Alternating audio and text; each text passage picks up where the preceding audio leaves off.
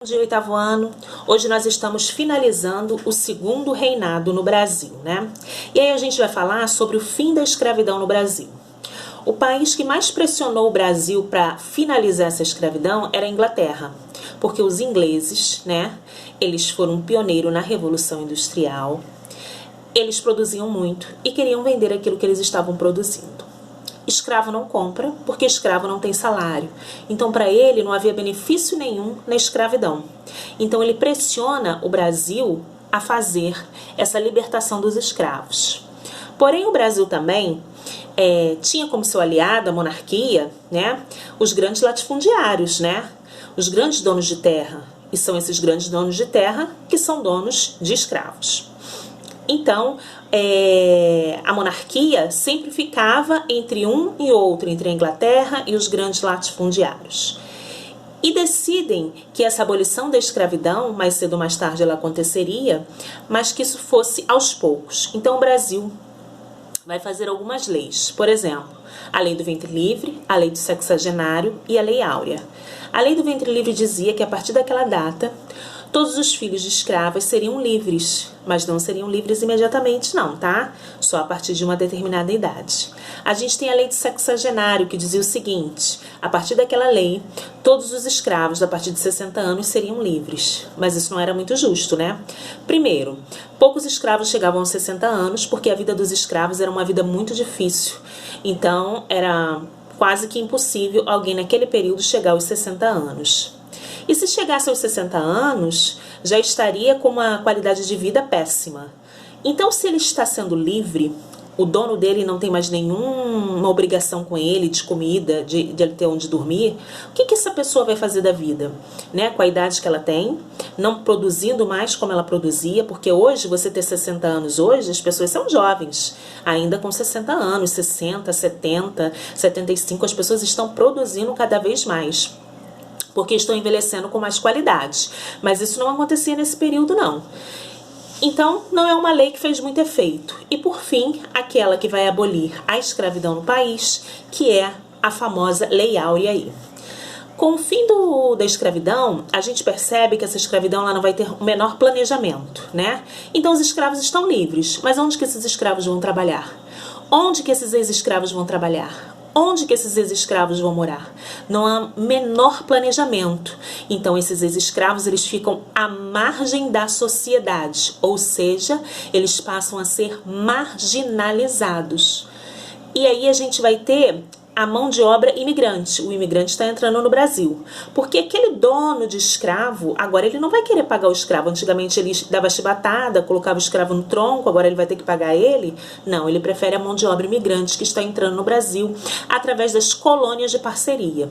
O imigrante chegava no Brasil, ele ia para a terra desse grande dono de fazenda, que cedia a ele, né, um lote de terra, e ali ele plantava, e os lucros eram divididos no final da colheita, tá? Mas isso não favorecia esse imigrante que estava vindo. Isso favorecia só o dono de terra. Por quê? Porque o imigrante pagava tudo. Ele vinha, ele já chegava no Brasil devendo. Ele chegava no Brasil devendo o quê? A sua passagem, que ele estava devendo. Tudo isso era descontado. A sua alimentação, porque, por exemplo, a alimentação dele, ele comprava onde? Dentro da venda, né? Aquilo que a gente chama hoje de botequim, né? Que tinha da própria fazenda.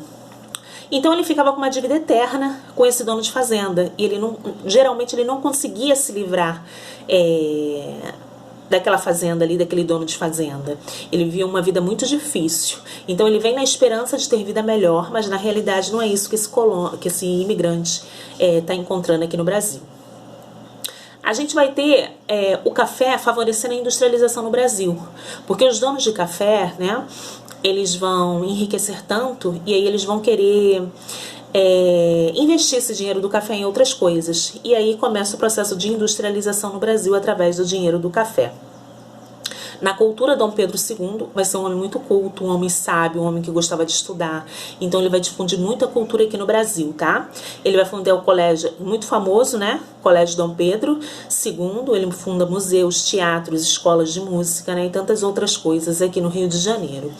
A produção cultural brasileira vai ser influenciada pelo romantismo do período, né? Que na Europa isso era era bem comum. O fim da monarquia acontece por várias coisas. Guerra do Paraguai, né? Nós vencemos a guerra contra o Paraguai, tá? Mas nós contraímos uma dívida, porque a gente não tinha dinheiro para ir para a guerra. Então a gente pede dinheiro emprestado. Então a gente contrai uma dívida e isso é um dos motivos do fim da monarquia. A circulação de ideias republicanas, né? Na cidade do Rio de Janeiro, ou seja, muitas pessoas que vêm da Europa, né? Estão com essas ideias republicanas. A monarquia é o fim, não existe mais monarquia em vários locais. Tem que ser declarada a república aqui. E o fim da escravidão. O fim da escravidão quebra as pernas da monarquia, né? Porque quem sustentava muito essa monarquia eram os grandes latifundiários. A partir do momento que os escravos são libertos, a monarquia vai perder esse apoio dos grandes latifundiários aí. E a gente fala por último aí do legado e superação da escravidão, né? Legado da escravidão, preconceito racial e racismo, que existe até os dias de hoje. Isso é muito comum, né? A gente percebe hoje cada vez mais, porque hoje nós temos as redes sociais, nós temos os celulares. Então as pessoas, elas filmam de qualquer lugar o preconceito, o racismo e jogam nas redes sociais. Aí um dia desse uma pessoa até me falou assim: nossa, eu nunca vi tantas coisas sobre preconceito, sobre racismo. Antigamente a gente não escutava sobre isso. Não é que antigamente a gente não escutava sobre isso, sempre existiu. É que antigamente a gente não tinha internet, a gente não tinha essa facilidade de um celular para filmar as coisas, que hoje isso é muito comum. Todo mundo tem um celular, né? Todo mundo tem suas redes sociais. Então você filma aquele preconceito, você filma aquele racismo, né? E você joga nas suas redes. Então isso hoje é muito comum a gente assistir, infelizmente, né, isso pelas redes sociais. E outro legado que essa escravidão trouxe hoje no Brasil são a lei de cotas, né? A lei de cotas, ela resolve o problema, professora? Ela não resolve o problema, né? Mas ela tenta diminuir, né, esse impacto que a escravidão trouxe no Brasil até os dias de hoje, tá, gente? Porque o escravo, ele ficou liberto, tá? Ele passa a ser liberto, mas ele não é visto pela grande maioria da população brasileira como ser humano. Ele continua ele sendo visto como um objeto. E hoje nós percebemos isso também muito forte, né? Às vezes em estádios de futebol, quando o jogador tá lá em campo e o torcedor chama ele de macaco, joga banana pra ele, né? Isso é só um dos exemplos de tantas coisas feias e ruins que a gente tem visto aí nessas redes sociais. Então, o preconceito e o racismo ainda é muito forte no Brasil. É uma coisa que a gente precisa falar muito o tempo todo, né? A hora toda, que a gente precisa entender, né? Que somos todos iguais, independente da cor da nossa pele, da nossa classe social, né? Não existe melhor nem pior, existem seres humanos.